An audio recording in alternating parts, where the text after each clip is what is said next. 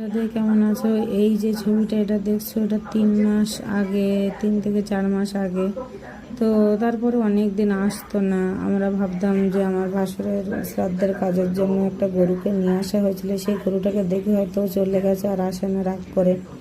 কিন্তু নয়, তারপরে যখন 3 মাস পরে এলো আমি ওকে চিনতে পারিনি। ঠিক আছে, আমার ঘরের দরজার সামনে এসে দাঁড়িয়ে আছে, কিন্তু আমাকে অন্য লোকেরা বলছে দেখো সেই গরুটা এসে, লোককে এসছে। আমি দেখে আমি এ বাবা, এর কি অবস্থা হয়েছে!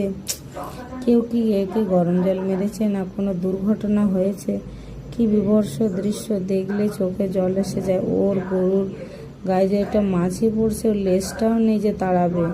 কি অবস্থা হয়েছে! এখন তো গায়ে হাতই দিতে দেয় না, ভয়তে পালিয়ে যায় যদি ওর কাছে যাওয়া হয়।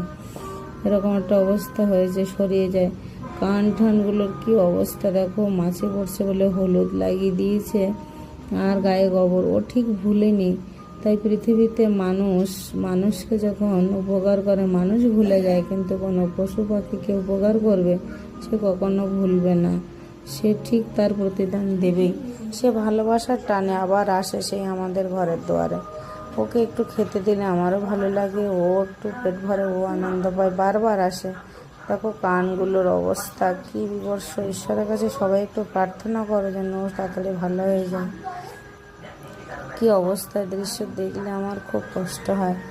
হয়তো যার গরু সে আটকে রেখেছিল এতদিন, নাহলে ও কবে চলে আসতো। হাঁটতে যদি পারেও ঠিক চলে আসতো, জোর করে ওকে আটকে রেখে দিয়েছিল। এইভাবে ওকে বাইরে বেরোনোটা তো উচিত না।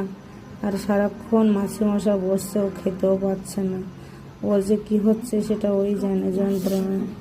ওকে স্পর্শ করতে দিচ্ছে না। দেখো কি অবস্থা, কতটা কষ্ট সহ্য করে আছে, তবু কিন্তু ভালোবাসার টানে ও ঠিক চলে এসেছে। তার কোনো আঘাতও করছে না। এটাকেই বলা হয় যে ভালোবাসা যে বোঝে তাকেই আমরা ভালোবাসি না, যে বোঝে না তাকেই ভালোবেসে যাই।